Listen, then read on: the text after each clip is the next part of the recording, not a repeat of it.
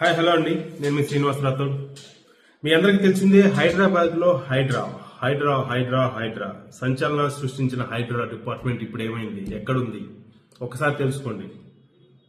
ఎందుకు హైడ్రా యూటర్న్ తీసుకుందని చెప్పేసి మీడియా కోతకు వస్తుంది. నిజంగా యూటర్న్ తీసుకుందని చెప్పేసి ఆలోచిస్తే అలాగనే అనిపిస్తుంది. ఎందుకంటే హైడ్రా కమిషనర్ మిస్టర్ రంగనాథ్ గారు 2024 జులై కంటే ముందు కట్టిన నిర్మాణాలకు అనుమతులు ఉంటే మేము వాటిని కూల్చము, 2024 జులై తర్వాత అనుమతులు ఉన్నా సరే అక్రమ కట్టడాలైతే ప్రభుత్వ స్థలంలో వాళ్ళు బిల్డింగ్ కట్టుకున్నా ఏది కట్టుకున్నా సరే వాటిని కూల్చివేతలోనో ఎనికిపోయేది లేదు అని చెప్పేసి అన్నారు. మరి హైడ్రా కమిషనర్ జీవో రాంగ్లోనే, ఆ డిపార్ట్మెంట్ రాంగ్లోనే ఒక్క రోజు కూడా వెయిట్ చేయకుండా, సమయం వేస్ట్ చేయకుండా, నోటీసులు ఇవ్వకుండా ఎంతో మంది నిరుపేదలు, కొన్ని వందల మంది నిరుపేదల కుటుంబాలను రోడ్డుకెక్కించిన ఘనత హైడ్రా కమిషనర్ మిస్టర్ రంగనాథ్ గారిది. మరి వాళ్ళకి ఏం సమాధానం చెప్తారు? ఈ రోజు హైడ్రా డిపార్ట్మెంట్ ఏం సమాధానం చెప్పుద్ది? ఎన్నో విల్లాస్, ఎంతో మంది రేకుల షెడ్లు, పెంకుటిల్లు, డాబాలు, పెద్ద పెద్ద కార్పొరేటర్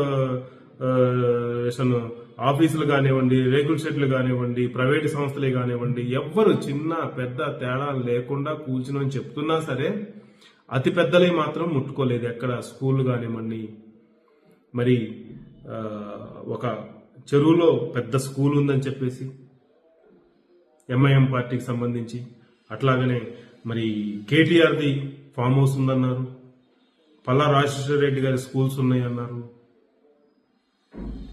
మల్లారెడ్డి గారి ఉన్నాయన్నారు. మరి ఇంకా చాలా మంది బీఆర్ఎస్ కానివ్వండి, కాంగ్రెస్ నేతలు కానివ్వండి, సీఎం రేవంత్ రెడ్డి తమ్ముడు తిరుపతి రెడ్డి గారు ఇల్లుందన్నారు, నోటీసులు ఇచ్చినవన్నారు. ఇవన్నీ కూల్చడానికి వచ్చేసరికి ఇప్పుడు హైడ్రా కమిషన్ యూటర్న్ తీసుకుంది. కూల్చాల్సిన పేదల కుటుంబాల ఇల్లు మొత్తం కూల్చేసింది, మధ్యతరగతి కుటుంబాల విల్లాస్ కూల్చేసింది, వాళ్ళ బిల్డింగులు కూల్చేసింది, ఆర్థిక వ్యవస్థని కుదేలు చేసింది. అంటే రియల్ ఎస్టేట్ వ్యవస్థని పూర్తిగా హైదరాబాద్ లో కింద పడేసింది. ఈరోజు డేట్ పెట్టుకుంది. ఎంతో కాలం కాలేదు కదండి. హైడ్రా కమిషనర్ గారు రంగనాథ్ గారు ఒక ఉన్నత స్థాయి గల వ్యక్తి, ఉన్నతమైన చదువులు చదువుకున్న వ్యక్తి. అలాంటి వ్యక్తి తెలంగాణ ప్రభుత్వం మీకేదో జియో ఇచ్చిందని, ఒక డిపార్ట్మెంట్ ఇచ్చిందని, దానికి మీరు మిమ్మల్ని కమిషనర్ వేశారని చెప్పేసి వెంటనే ఒక్క రోజు కూడా గడువేయకుండా ఎంతో మంది నిరుపేదల సామాన్లు సర్దుకోవటానికి కూడా పెన్ను, పేపరు, పుస్తకం, పిల్లగాళ్ళ పుస్తకాలతో సహా తీసుకోవడానికి కూడా టైం ఇవ్వకుండా బుల్డోజర్లతో, ప్రొక్లేలతో, జేసీబీలతో, మనుషులతో ఇష్టానుసారంగా కూల్చేశారు. ఈ రోజు రిటర్న్ అయ్యారు. 2024 జూలై నెల నుంచి ఆ తర్వాత కట్టేటంటూ వాళ్ళు జాగ్రత్తగా ఉండండి అని చెప్పేసి అంటున్నారు. మరి 30 సంవత్సరాలు బట్టి 40 సంవత్సరాలు బట్టి కట్టుకున్న నిర్మాణాలు ఏదైతే గృహాలు ఉన్నాయో వాటిని ఎలా కూల్చారు? ఇది మీకు ముందు తెలియదా? ఆ రోజు చెప్పిన మాటలు ఏంటి, ఈ రోజు చెప్తున్న మాటలు ఏంటి? ఒక మీడియా ప్రతినిధితో హైడ్రా కమిషనర్ రంగనాథ్ గారు మాట్లాడిన మాటలు ఇవన్నీ. పైపెచ్చి మేమన్నీ కరెక్టే చేసాం ఫస్ట్ నుంచి అని చెప్పేసి అంటున్నారు. కానీ ఇప్పుడు చేయమంటున్నాడు. ఇంకా చాలా ఉన్నాయి చెరువులు, కొన్ని వందలు ఉన్న చెరువుల్ని, ప్రతి చెరువుని బయటికి తీసుకొచ్చి అతి సుందరంగా తీర్చిదిద్దుతామని చెప్పిన రంగనాథ్ గారు ఈ రోజు యూటర్న్ తీసుకోవాల్సిన అవసరం ఏంటి? మీరు తీసుకున్నారా, లేదంటే తెలంగాణ ప్రభుత్వం తీసుకుందా? ఇంతకుముందు కూడా తెలంగాణ ఏర్పడిన తర్వాత కేసీఆర్ ప్రభుత్వం ఇట్లా హడావుడి చేసింది. కొంతకాలానికి వాళ్ళు డైరెక్ట్ గా పబ్లిక్ గా ఎనికెళ్ళిపోయారు. కానీ ఈరోజు మీరొచ్చి కట్ ఆఫ్ డేట్ పెడుతున్నారు. 2024 జూలై తర్వాత అక్రమ కట్టడాలు కట్టొద్దు, ఇంతకుముందు కట్టిన వాటిని మేము ముట్టుకోము, కూల్చము అని చెప్పేసి అంటున్నారు. మరి కూల్చిన వాళ్ళ పరిస్థితి ఏంటి? రోడ్డును పడ్డారు కదా ఎంతో మంది, కొన్ని కోట్ల రూపాయలు నష్టపోయారు కదా. రియల్ ఎస్టేట్ వ్యాపారం మొత్తం కుదేలైపోయింది కదా. బిల్డర్స్ నష్టపోయారు, బ్యాంకర్స్ నష్టపోయారు, లేబర్ నష్టపోయారు, పేద కుటుంబాలు, నిరుపేద కుటుంబాలు, మధ్యతరగతి కుటుంబాలు. ఒక ఇల్లు కట్టుకోవటం అనేది ఒక మధ్యతరగతి కుటుంబం కానీ, పేదోడు కానీ, ఎవరైనా సరే ఒక కళ. ఎన్నో సంవత్సరాలు కష్టపడి 30-40 సంవత్సరాలు కష్టపడి ఒకసారి సైట్ తీసుకొని అవన్నీ రిజిస్ట్రేషన్ చేయించుకొని అనుమతులు తీసుకొని ఇల్లు కట్టించుకొని దాని కరెంట్ మీటర్ ఇచ్చి లోన్లు ఇచ్చి అన్ని ఇచ్చి ఇన్ని రైట్స్ ఉన్నా కూడా ఇన్ని కాగితాలు ఉన్నా కూడా రిజిస్ట్రేషన్లు ఉన్నా కూడా కూల్చి పారేశారు ఒక్క గంటలో ఒక్క రోజులో. అన్ఎక్స్పెక్టెడ్ గా మార్నింగ్ వచ్చి ఈవినింగ్ కల్లా మొత్తం స్మాష్ ఆ కుటుంబాన్ని రోడ్డును పడేశారు, సామాన్లు కూడా సర్దుకోనీయకుండా. మరి ఈ రోజు ఏమైంది రంగనాథ్ గారు, మీకు ఎందుకు ఆ ప్రాసెస్ లో పోవట్లేదు? మీకు చాలా మంది పర్సంటేజ్ అంటే ఎక్కువ పర్సంటేజ్ మద్దతు ఇచ్చింది కదా హైడ్రాకి. ఈ రోజు యూటర్న్ తీసుకోవడానికి కారణం ఏంటి? ఎందుకు కట్ ఆఫ్ డేట్ పెట్టుకున్నారు 2024 జూలై అని చెప్పేసి ఇప్పుడు ఎందుకు అంటున్నారు? ఒక మీడియాతో చెప్పిన రంగనాథ్ గారు ఇలా ఎలా వ్యవహరిస్తున్నారు? ఇంత ఉన్నత చదువుకున్న మీరు ఆ జీవో వచ్చినప్పుడు తెలియదా? ఒక్కరోజు మనం స్టార్ట్ చేస్తే ఇదే ఆలోచనతో ముందుకు పోవాలని చెప్పేసి ఆ రోజు మీకు తెలియదా? ఈ రోజు మిమ్మల్ని వెనక్కి లాగింది ఎవరు? మీరు పోతున్నారా? వెనక్కి లాగుతున్నారా? ఇది మాత్రం బయట పెట్టట్లేదు.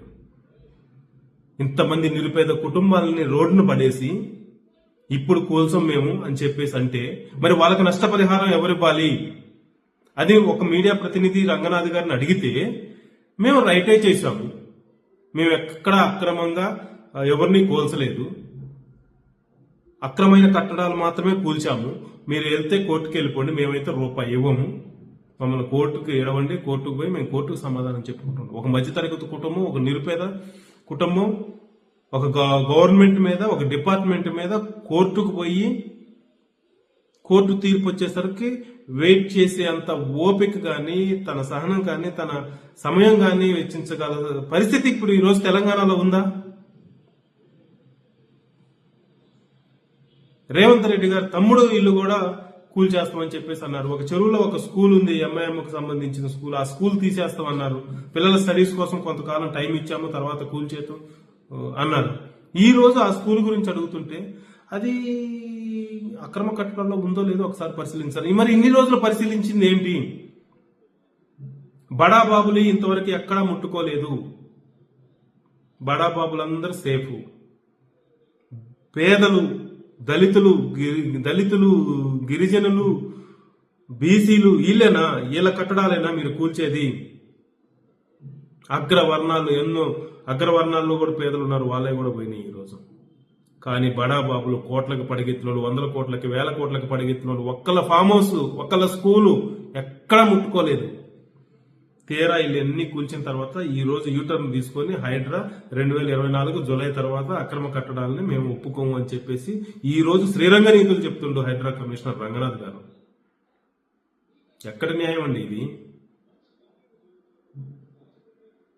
పేద బతుకులందరినీ రోడ్డుకేసి ఇలాంటి నిర్ణయాలు, ఒక ఉన్నతమైన స్థాయి చదువులు చదువుకొని ఇలాంటి ఆలోచన లేని విధానాలు తీసుకొని కొన్ని వందల మంది కుటుంబాలని రోడ్డుకి ఇడ్చిన పాపం మాత్రం ఊరికే పోదు. నువ్వు చేయి, పోరాటం చేయి. నువ్వు కరెక్ట్ అని చెప్పావు కదా హైడ్రా జియో పాస్ అయిన రోజున, ఆ రోజు ఇంటర్వ్యూ రోజున, నేను ఇలానే పోతాను, ఎవరైనా సరే ఎవరిని వదిలిపెట్టను, అక్రమ కట్టను, నువ్వు అలా ఎల్లుంటే నిజంగా మీకు హ్యాట్సప్ చెప్పేవాళ్ళం. చిన్న పెద్ద తేడా లేకుండా ప్రతి ఒక్కరిది మీరు గినక కూల్చినట్టయితే మీకు హ్యాట్సప్ చెప్పాను. కానీ చిన్నవాడి పేద బ్రతుకులన్నీ బజార్కి ఇచ్చి ఈరోజు పెద్దల దగ్గరకు వచ్చేసరికి యూటర్న్ తీసుకున్న మీరు నిజంగా మానవత్వం మనసు లేని వ్యక్తిగా నిలిచిపోయారు ఇవాళ తెలంగాణ ప్రజల మనసుల్లో. నిజంగా చాలా మంది చెరువులన్నీ బయటకు వస్తాయని చెప్పేసి అక్రమ కట్టడాలంటే 10% 20% ఏదో రోడ్డు మీద చిన్న చిన్న గుడిసెలు వేసుకున్న మధ్యతరగతి కుటుంబాల్లో పేదోళ్ళే ఉంటారు.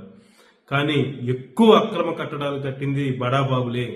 ఈ బడాబాబుల దగ్గరకు వచ్చేసరికి ఇవాళ హైడ్రా డిపార్ట్మెంట్, హైడ్రా కమిషనర్ రంగనాథ్ గారు ఎవరు పోద్బలంతో యూటర్న్ తీసుకొని కట్ ఆఫ్ డేట్ పెట్టుకొని కామ్గా తన ఇల్లు కూడా బైఫర్ జోన్ లో ఉందని తన ఇల్లు కానీ, సీఎం రేవంత్ రెడ్డి గారి తమ్ముడిల్లు కానివ్వండి, కేటీఆర్ ఫామ్ హౌస్ అన్నారు, పల్లా రాజేశ్వర రెడ్డి గారి స్కూల్స్ అన్నారు, మల్లారెడ్డి గారి అన్నారు, ఎంఐఎం అధినేత అయితే అసలు ఇలా వీడియో చూపించారు. చెరువు మధ్యలో పెద్ద స్కూలు, కాలేజ్ బిల్డింగ్, ఒక సంవత్సరంలో దాన్ని కూడా స్మాష్ చేస్తున్నారు. సంవత్సరం లేదు కదా, ఇంకా 10 సంవత్సరాలు అయినా కూడా ఆ ఎంఐఎం ఏదైతే చెరువులో కట్టిండో ఒక్క ఇటుకు కూడా కదిలించలేరు మీరు. ఇప్పుడు అర్థమైపోతుంది. ఇటుక కూడా కదిలించలేరు.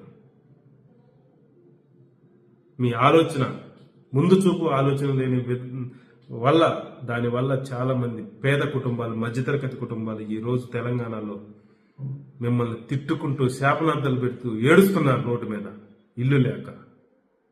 ఈ పాపం ఊరికే పోదు. ఇప్పటికైనా సరే వాళ్ళకి ఎవరు ఇల్లు అయితే మీరు కూల్చారో మొత్తం రిపోర్ట్ మీ దగ్గర ఉంది. గవర్నమెంట్తో మాట్లాడి వాళ్ళకి నష్టపరిహారం ఇవ్వండి. కొద్దిగానే సేవ్ చేసిన వాళ్ళు అవుతారు. నష్టపరిహారం చెల్లిస్తే నిజంగా మీరు సేవ్ చేసిన వాళ్ళు అవుతారు. కానీ నష్టపరిహారం చెల్లించకుండా ఇలా ఇష్టానుసారంగా ప్రవర్తిస్తే పేదల పాపం ఊరికే పోదు.